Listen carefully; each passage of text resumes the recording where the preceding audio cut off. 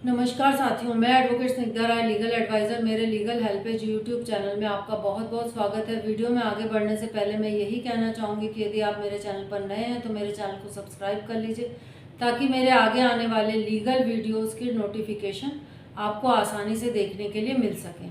साथ में bell icon को भी प्रेस कर दीजिएगा। आज हम जिस टॉपिक पर बात करेंगे वह है केरल उच्च न्यायालय ने एक महत्वपूर्ण फैसले में कहा है कि किसी महिला के साथ रह रहे लिव इन पार्टनर जो कि कानूनी रूप से विवाहित नहीं है, उस पर क्रूरता के अपराध के तहत भारतीय दंड संहिता की धारा 498A के तहत मुकदमा नहीं चलाया जा सकता है। केरल हाईकोर्ट ने 8 जुलाई 2024 को एक महत्वपूर्ण निर्णय में लिव इन संबंध में क्रूरता के आरोप में एक व्यक्ति के खिलाफ आपराधिक कार्रवाई को रद्द करते हुए कहा है कि आईपीसी की धारा 498A ऐसे संबंधों पर लागू नहीं होती है। शादी के बिना कपल का एक ही छत के नीचे रहना आज के ज़माने में लिव इन रिलेशनशिप कहलाता है। ऐसे रिश्ते में लड़का लड़की शादी के बंधन में बंधे बिना एक दूसरे के साथ रह तो सकते हैं, लेकिन जब से ये ट्रेंड भारत में बढ़ा है, जैसे जैसे बढ़ रहा है वैसे वैसे अपराध की घटनाएं भी इससे संबंधित सामने आने लगी है।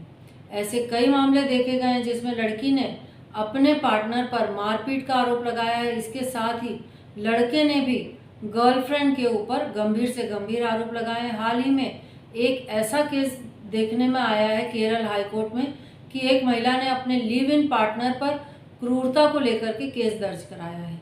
लिव इन क्रूरता मामले में अपना फैसला सुनाते हुए हाईकोर्ट ने कहा है कि किसी महिला का साथी जो कि कानूनी रूप से विवाहित नहीं है, इस पर आईपीसी की धारा 498A के तहत क्रूरता के अपराध के लिए मुकदमा नहीं चलाया जा सकता है।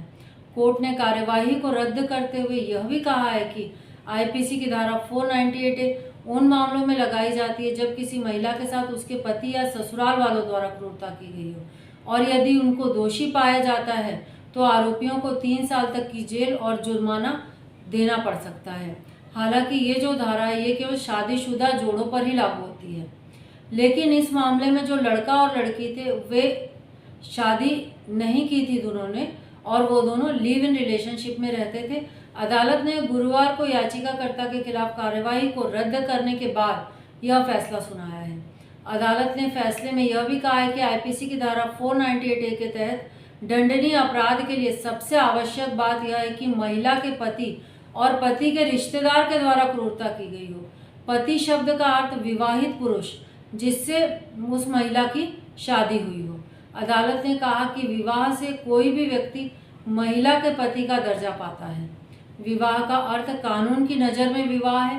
कानून विवाह के बिना यदि कोई पुरुष किसी महिला का साथी बन जाता है तो वह आईपीसी की धारा 498A के तहत पति नहीं कहलाएगा।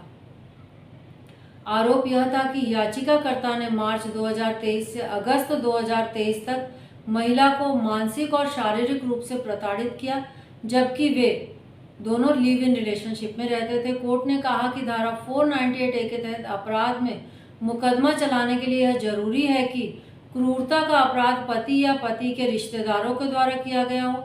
इसमें यह क्या कहा गया है कि जो पुरुष कानूनी विवाह के बिना महिला का साथी था उस पर 498A लागू नहीं होती है।